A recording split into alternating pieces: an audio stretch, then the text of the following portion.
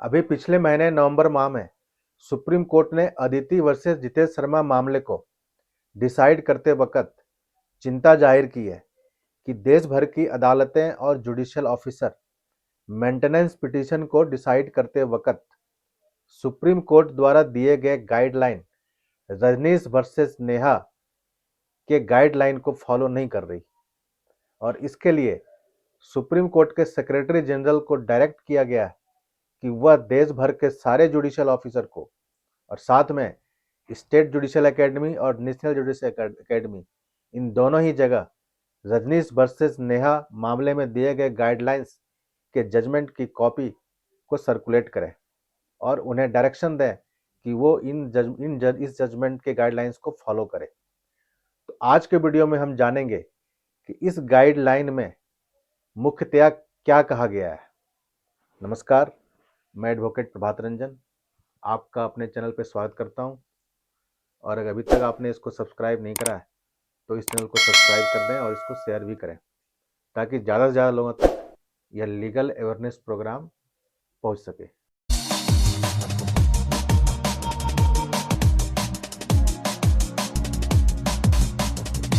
तो रजनीश वर्सेस नेहा मामले में सुप्रीम कोर्ट की जो गाइडलाइन है वो डिफरेंट इशू के मामले में दी गई है। तो इसमें से जो पहला इशू है वो इशू है ओवरलैपिंग जुरिडिक्शन का, जिसमें सुप्रीम कोर्ट ने कहा है कि अब चूंकि एक वाइफ को डिफरेंट कानून में अलग अलग जगह पर मेंटेनेंस क्लेम करने का राइट्स है, यानी कि वाइफ एक साथ डिफरेंट कानून में डिफरेंट कोर्ट में मेंटेनेंस का क्लेम कर सकती है। तो इस केस में वहां पर कन्फ्लिक्टिंग जजमेंट्स आ सकते हैं, कन्फ्लिक्टिंग ऑर्डर्स आ सकते हैं या फिर मल्टीप्लिसिटी ऑफ प्रोसीडिंग हो सकता है। तो सुप्रीम कोर्ट ने इस पर गाइडलाइन दिया है कि इन चीज़ों को रोकने के लिए और साथ में हस्बैंड को हर पिटीशन में यानी कि हर केस में इंडिपेंडेंट रूप से अलग से मेंटेनेंस ना देना पड़े,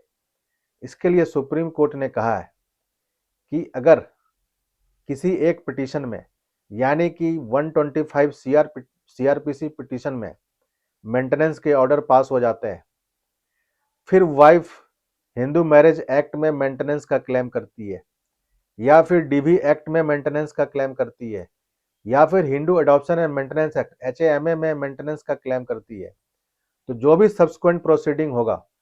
उसमें वाइफ को जो प्रीवियस ऑर्डर है मेंटेनेंस का उस ऑर्डर की कॉपी लगानी होगी, उस ऑर्डर को वहां पर डिस्क्लोज करना पड़ेगा और जो सब्सिक्वेंट प्रोसीडिंग होगी मेंटेनेंस का वहां पर कोर्ट मेंटेनेंस डिसाइड करते वक्त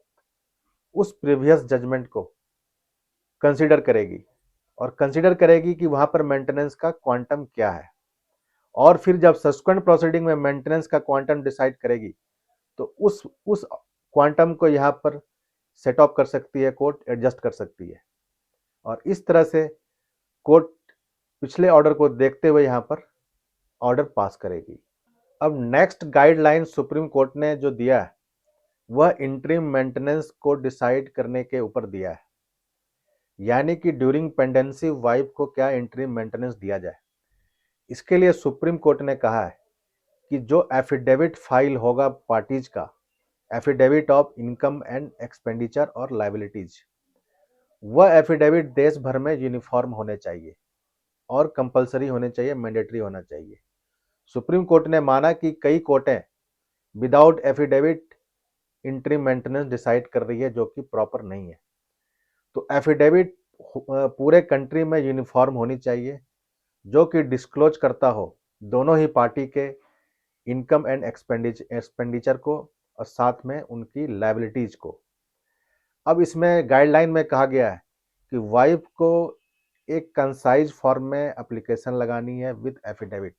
इंटरिम मेंटेनेंस के लिए और उसके बाद हस्बैंड को या अपोजिट पार्टी को मैक्सिमम 4 वीक्स का टाइम दिया जाएगा उसका रिप्लाई और एफिडेविट फाइल करने को और 2 एडजमेंट दिए जाएंगे मैक्सिमम उस एप्लीकेशन को डिसाइड करने से पहले। अगर हस्बैंड उस मैक्सिमम पीरियड में रिप्लाई फाइल नहीं करता तो फिर कोर्ट उस केस में उसका डिफेंस स्ट्राइक ऑफ कर सकती है और उसके बाद फिर कोर्ट विद इन 1 मंथ यानी कि विद इन 4 वीक्स उस इंटरिम मेंटेनेंस एप्लीकेशन को डिसाइड करेगी। साथ में सुप्रीम कोर्ट ने यह भी कहा है कि उस इंटरिम मेंटेनेंस की पेंडेंसी के दौरान अगर किसी भी पार्टी के फाइनेंशियल स्टेटस में चेंजेज आते हैं तो फिर वहाँ पार्टीज वहाँ पे एक additional affidavit subsequent affidavit file करेगी।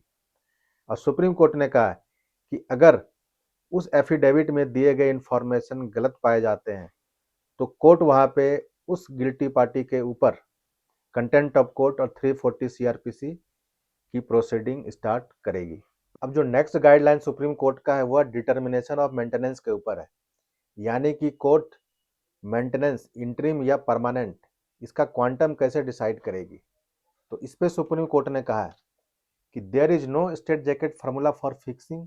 The quantum, however factors which would weigh with the court inter alia are status of parties, reasonable need of wife and dependent children। तो सुप्रीम कोर्ट ने कहा कि quantum को decide करने के लिए कोई एक फार्मूला है नहीं, तो यहाँ पर यह देखा जाएगा कि पार्टीज का स्टेटस क्या है, वाइफ का रीजनेबल नीड क्या है और डिपेंडेंट चिल्ड्रन कितने हैं यह देखा जाएगा। फिर सुप्रीम कोर्ट ने कहा कि whether applicant is educated and professional qualified, यानी कि एप्लीकेंट वाइफ एजुकेटेड है और प्रोफेशनली क्वालिफाइड है या नहीं, यह भी एक फैक्टर होगा। फिर whether applicant has any independent source of income, फिर अगला फैक्टर यह होगा कि एप्लीकेंट वाइफ का कोई इंडिपेंडेंट सोर्स ऑफ इनकम है या नहीं। फिर ये कहा गया है कि अगर इंडिपेंडेंट सोर्स ऑफ इनकम है भी तो क्या वह इनकम उस इनकम से वह उस स्टेटस को मेंटेन कर सकती है जो कि वह मैट्रिमोनियल होम में मेंटेन कर रही थी। अगर उस स्टेटस को उस इंडिपेंडेंट सोर्स से नहीं कर सकती तो वहां पर फिर उसके मेंटेनेंस उस क्वांटम में शामिल होगा। फिर गाइडलाइन में कहा गया है कि कोर्ट यह भी देखेगी कि क्या शादी से पहले वो वर्किंग थी या नहीं, या शादी के दौरान वो वर्किंग है या नहीं। फिर कोर्ट यह भी देखेगी कि क्या वाइफ बच्चों की देखभाल या फैमिली की देखभाल के लिए अपने जॉब को छोड़ चुकी है। तो इन सारे सर्कमस्टेंसेस को कंसीडर कर ही court quantum of maintenance permanent या इंटरिम इसको डिसाइड करेगी। फिर आगे गाइडलाइन में कहा गया है कि financial capacity of husband, his actual income, reasonable expenses for his own maintenance and dependent family members whom is obliged to maintain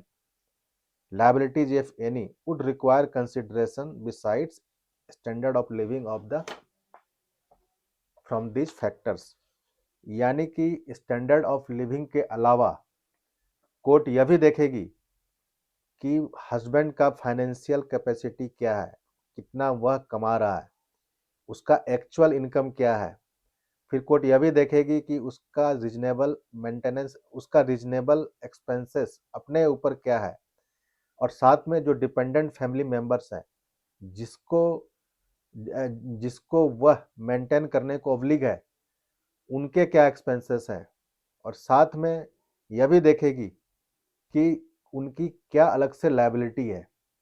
तो हस्बैंड के इन सारी बातों को कंसीडर कर ही कोर्ट इंटरिम या परमानेंट मेंटेनेंस का क्वांटम को डिसाइड करेगी। तो रजनीश वर्सेस नेहा मामले में मेंटेनेंस प्रोसीडिंग को लेकर सुप्रीम कोर्ट की गाइडलाइंस मुख्यतया इस प्रकार से थी।